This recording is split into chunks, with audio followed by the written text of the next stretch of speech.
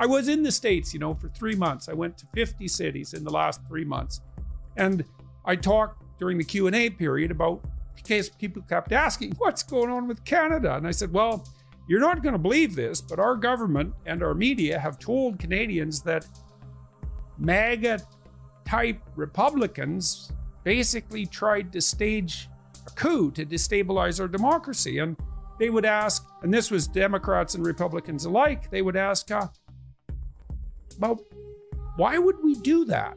What possible motive, if we cared, which we don't, why in the world would we possibly want to destabilize Canada's democracy? And the answer to that is, well, I always felt, as a representative of Canada in that situation, I always felt like I was in some sense out of my mind, because I couldn't believe that I could present that complex of ideas as a reality, and that there wasn't just something wrong with the way I was looking at the whole situation. It's so utterly preposterous. No, and the NDP has abandoned the working class. They've become another party of the elite institutional aristocracy. They represent those with big salaries doing managerial work, many of whom have been able to work from home with fully protected salaries and incomes for the last 2 years, which is fine. I mean, there's nothing wrong with having. I don't begrudge anyone for having had that good fortune, but it's certainly, if you are such a person, then you shouldn't be judging those who are protesting because they've lost everything over the last 2 years.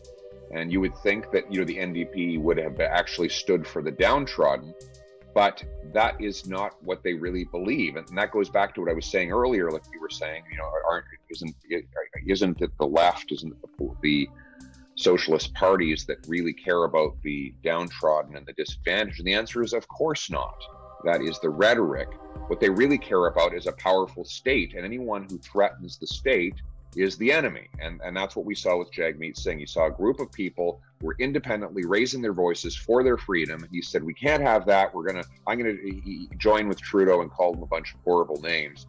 And that's what he did, which is exactly the opposite of what you were supposed to do if you really care about working class people. Well, they seem, the people who purported to care for the working class, and this certainly happened with the American Democrats under Clinton, seemed perfectly willing to sacrifice the economic interests of the real working class, those people who exist right now, to some hypothetical utopian future. And every time push comes to shove, the real working class takes a walloping hit in the name of this hypothetical future utopia. I mean, you see that on the energy front. We talked about policy there. And that's certainly not only the case in Canada. It's like Churchill when he visited our home province of Alberta, and he saw the working classes in the energy sector, and his son Randolph said these are not members of the cultural elite, and Churchill said to his son, yes, but the elite are but the glittering scum that floats upon the river of production. Mm-hmm. Yeah, well, I think maybe that was part of the backlash against the truckers, because these real people came out and said, we got a problem here with you guys. You're pushing us down a little too hard, and maybe you could stop doing it. You're fundamentally violating our civil liberties. And we might point out that this is in a country that still does not allow its citizens to travel. Yes, that's right. And what I think that the real backlash by the elites against the truckers was this idea that truckers have no business going to Ottawa and raising their voices. That's the idea that the elites were trying to push back against. They think that the working classes should just shut up and pay up, and let the experts just run things for us and provide, and the population should provide total deference to these institutional elites to just run our lives for us and do what we're told. I think that we're divided right now in Canada because of a deliberate strategy of divide and conquer. Governments that want to enhance their control, they have to turn citizens against each other.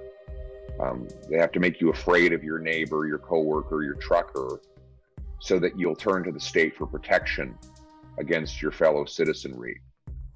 And that's the oldest trick in the book, divide and conquer. Control is by its nature divisive, because it's a zero-sum game. If one gets more control, another must have less. Freedom is quite the contrary. If your neighbor gets more freedom, you don't get less freedom. The likelihood is you'll have more as well. So if your friend has more freedom of speech, well, you'll have freedom of speech. If the immigrant has the freedom to work as a doctor, then you'll have the freedom to have a doctor. If the local small businessman has the freedom to function without red tape, then you'll probably have the freedom to buy his products more affordably, or your teenager might get a job, with the freedom to have a job with them. And that's why freedom is a unifying principle. It brings people together because it allows each of them to be masters of their own destiny without taking anything from each other. We fight over control, whereas we fight for freedom.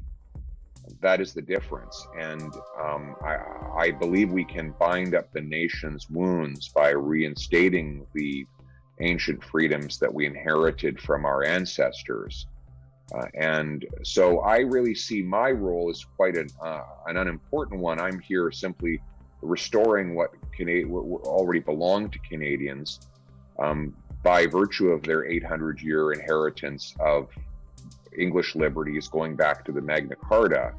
I'm just among the common people who are custodians of that freedom while we're alive. Edmund Burke said it's a contract between the dead, the living, and the yet to be born. And we're the living generation has the duty to pass on that inheritance. And that's what I see myself doing, is to rekindle that inheritance and pass it on to my kids, and so they can pass it on to their kids. And I'll pass away into fade away into the past one day, but hopefully we'll have secured the freedom that we inherited for many more generations to come. And that's what I mean when I want to give people back control of their life in the present. It's also to extend it into the future.